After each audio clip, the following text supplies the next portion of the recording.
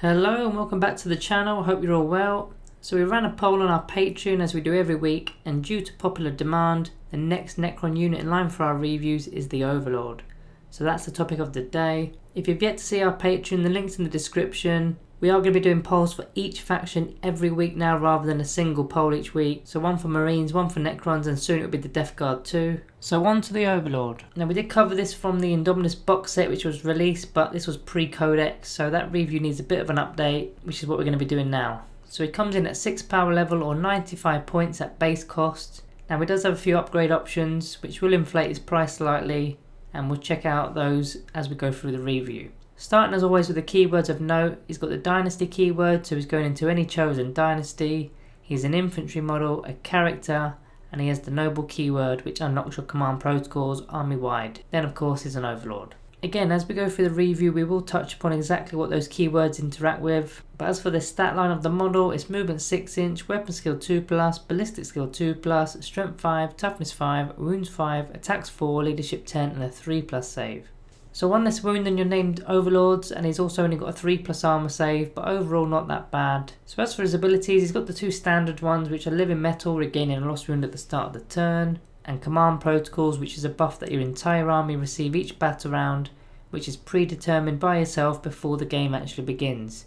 So it can be slightly unreliable at times due to the timing, but your Overlord or any other noble will need to be alive for your army to benefit from the command protocols. And units need to be within 6 inches of a character too. So your Overlord will always benefit while he's alive due to him being within his own aura. Next he's got the two Overlord type of abilities which are Relentless March and My Will Be Done. So Relentless March simply adds 1 inch to core units movement that are within 6 inches, which is an aura, and then My Will Be Done adds a +1 to hit modifier to core units within 9 inches, although this ability isn't actually an aura, you just have to select one core unit.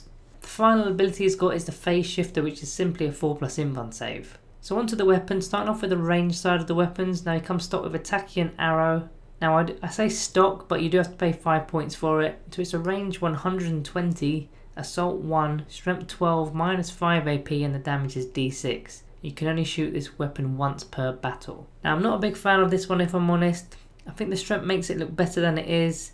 You're likely still wounding vehicles on a 3+, so even if this was only a strength 8, it's going to have the same effect. -5 AP is overkill, even -4 AP is overkill really. Most things that start on a 2+ save are going to have an invuln save anyway. Then the damage being D6, although it's got potential of doing 6 damage, it's still quite unreliable and it's not going to clear off a vehicle, is it? Now I would like to have seen this fall in line with other new codexes within the game, giving it a D3 +3 damage rather than the D6. There's nothing worse than getting a wound through an invuln save and then rolling a 1 for the damage. Now the damage can be re-rolled with a command re-roll, but of course you're now spending unnecessary CP. Also this weapon is a once per battle only weapon, so once he has shot it, he's got no other damage output at range. Now I'd be firing this turn 1 at a vehicle or something with at least 4 wounds, just for the early advantage. You never know, your Overlord could end up dying and you may not even get to use it.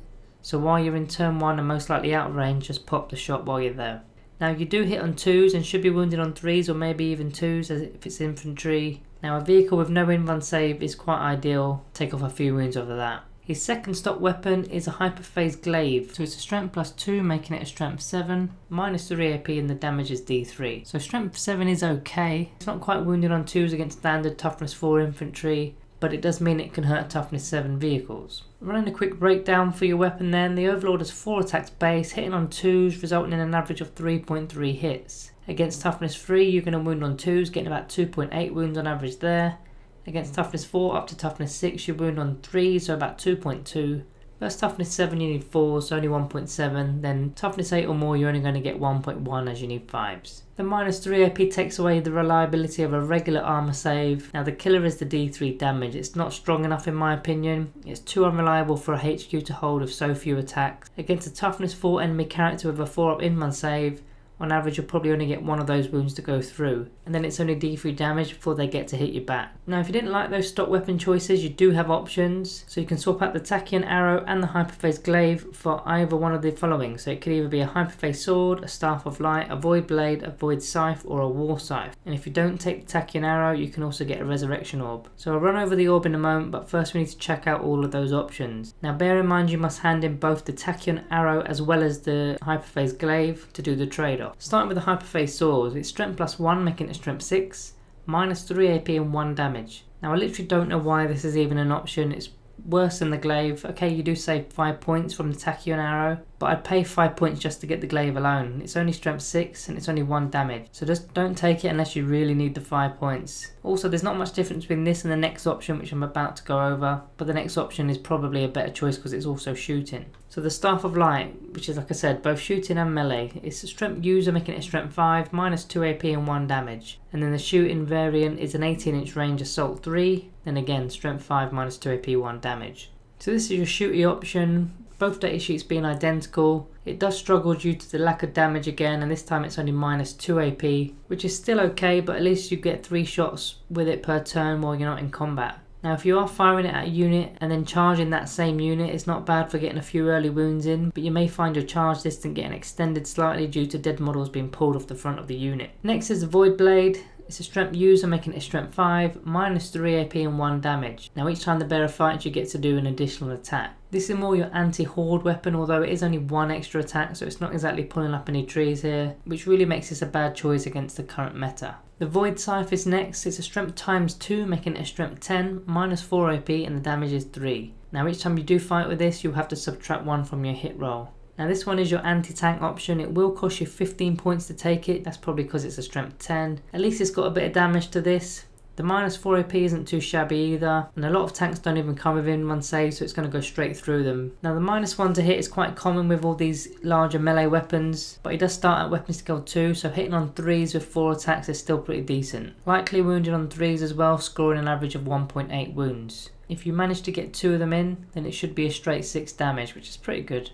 The last weapon option is the War Scythe. It's a strength +2 making it a strength 7, minus 4 AP and the damage is 2. This is my preferred option, as not only can it do damage to vehicles, but it's also doing reliable 2 damage per wound, especially good against the current marine meta of the Primaris Marines, as it's going to be killing 1 every wound that goes through. And that minus 4 AP as well is cutting straight through their armor because they've only got a 3+ save. So on average you should be removing 2 Primaris Marine models from the board each turn in melee, which to be honest doesn't sound like much, but for a support character that's half decent. And if you did just want the punchier option, then just pay 15 points and get the Void Scythe. So the final option for your Overlord is to purchase a Resurrection Orb. Now this orb is going to cost you 30 points. It's a once per battle orb used in the command phase, and you select a dynasty unit within 6 inches of the bearer that isn't at its starting strength and hasn't yet to reanimate this phase. So this is one of the very few ways to get models back from the dead. Ideally you want to use it on a large blob of warriors or flayed ones, as they can come in groups of 20. And then what you do is you wait until there's only a few models remaining in the unit, then pop the orb. So how this works is for every dead model you take the number of wounds from the datasheet, i.e. a warrior has 1 or a lich guard has 2. You add up all the dead wounds to make a total, then convert that total into dice. You then roll those dice, and any rolls of a 5+ will create a wound. Now in order to reanimate a model, your model must get back to full wounds remaining. So a lich guard model will require 2 lots of 5+ rolls to get up again, as they are 2 wounded models. Warriors just need 1 each, which is why they're quite ideal to use the orb on. Now as mentioned, it does cost 30 points, but each warrior is 13 points. So you only need to roll 3 lots of 5+ rolls to be getting your points back. If you're rolling on 15 dead warriors, then on average you're going to pull 5 back up, which is worth 65 points. So you've more than doubled your points there. And not only that, your opponents had to spend firepower to kill them in the first place. So I'd always include an orb if I'm taking an Overlord. So that's everything you can purchase. Next on to the Stratagems. So the resurrection protocols for 1 CP used if your Overlord dies during battle. On a roll of a 4+, he stands back up on D3 wounds remaining. Not bad. Hand of the Pharaon is for 2 CP. It's used pre-game. It gives your Overlord the Pharaon keyword, which will allow him to use his My Will Be Done ability twice per command phase. So 2 lots of core units will gain a +1 to hit. Now you can only use this stratagem once per game. Dynastic Heirlooms is the Necron version of giving extra relics. It's going to cost you 1 CP. Then you've got Rarefied Nobility for 1 CP, which gives your Overlord a Warlord trait if he wasn't selected as your Warlord. Now a lot of the time this is quite hard due to the Royal Court rule on page 51, especially if you also use the Hand of the Pharaon stratagem. There are Dynasty specific stratagems too, but I don't think we're going to go over the Dynasty codes in this review, as the Overlord is pretty multifunctional as a support character and will pretty much work well in any code. For example, it's not worth giving your whole army the Mefrit Dynasty code just to allow the Staff of Light to fire an extra 3 inch. However, something that is more important here is the warlord traits, as he's likely to be your warlord. We did do a video with all the warlord traits, but I'll select a few out here. Enduring Will for -1 to all damage taken, so you're almost turning your overlord into a Death Guard lord. Combining that with Living Metal will really help keep him alive. Eternal Madness for reroll of wound rolls, works pretty nicely with your Void Scythe and your War Scythe, or possibly one of the relics which we'll go over now. Again, as same with the warlord traits, we've gone over all the relics in a separate video, but just to name a few here. You've got the Orb of Eternity, which replaces your Resurrection Orb, and instead of requiring a 5+ roll, it'll be a 4+ roll, so half a chance of getting a warrior back per dice roll. Gauntlet of Conflagration is a little bit nasty on hordes in particular. Now it's only a 12-inch range, but it is a pistol, so it can be shot in combat. You roll a d6 for each enemy model within a unit, and any 6s will score a mortal wound. So a large blob of say 30 Orc Boys will give you 30 dice to roll, and on average you're going to get 5 6s, dishing out 5 mortal wounds. Against more elite armies such as Marines, I just leave it at home. The Veil of Darkness is a huge option as it allows your overlord and a nearby core unit to move anywhere on the board as long as you're more than 9 inches away from enemy models. So getting your warriors within range with their Reapers or a unit of Lich Guard to get into range of a charge, especially with their War Scythes, is pretty dangerous. It also forces your opponent to deploy more defensively as they're going to want to screen off a lot of area space. Quite a few upgrade options such as a Voltaic Staff, which is an upgrade to your Staff of Light. The Void Reaper replaces a War Scythe. Now you can replace the Void Scythe, but why would you pay 15 points more when you can just get the War Scythe for 5? It actually has the same profile as a War Scythe, except no feel no pain molds could be made against it. If you want a tougher model, then you can use the Semturnal Weave to give him toughness 6 and have 6 wounds. Although to be honest, I'd rather this on a more offensive HQ, not a support HQ, as he's not likely to be fighting early, and if he is, you've probably already lost the game. One last relic option here that's worth a mention is to upgrade the Tachyon arrow to the Arrow of Infinity. Now this has a stupid strength of 16, so you're wounding even land raiders on 2s, but more importantly the damage is now a flat 6 rather than a d6, so much more reliable. Now I still don't like it. I mean, other weapons will do more damage over a course of a game. However, if you're really going to stay back and purely use him as a support unit, then it's not a bad extra bit of firepower. So now onto the elephant in the room, the Catacomb Command Barge. Now hopefully by now you've all seen that video. So when you're comparing the Catacomb Command Barge to the standard Overlord on foot, you're talking about a rough difference of 50 points. So what does that 50 points get you? So the Barge moves twice as quick, so now you're 12-inch movement and you're also flying as well. And with that fly keyword, it means you can be charging flyers too. Toughness goes up from toughness 5 to toughness 6. Your wounds go up from 5 to 9. You gain quantum shielding, although you do have a slight worse invuln save, as it's a 5+ invuln save, not a 4+ invuln save, because there's no phase shifter. You have bigger aura radiuses due to the larger base, and as a little extra bonus you get a Gauss Cannon weapon, which is not bad as it's strength 6. Now for 50 points that's quite a lot of extras, and it works really well with what you're actually trying to achieve with your Overlord, which is to be given aura buffs and support other units that are nearby, whether they're at the front or the back. You also want to be resilient, and like I said, that Gauss Cannon is just a nice bonus for damage support. Selecting the Overlord on foot does have its advantages too. Obviously it's 50 points saved. Now the Barge can't take a Void Scythe, it's got no option for that.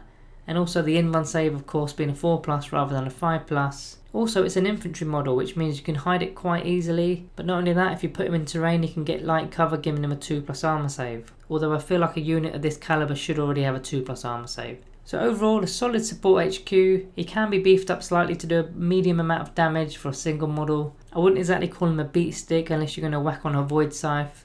He's more used for his Mind Will Be Done ability and the fact that he can carry an orb, which is likely going to be giving you a good return on your points. He fits pretty much any list and any dynasty. He's quite easygoing, versatility is a strong point, and points for points is not bad when you compare him to other HQs that are quite cheap, such as the Cryptex. So as for rating, I'm going to give the Necron Overlord a Planet 40k rating of 3.5 out of 5.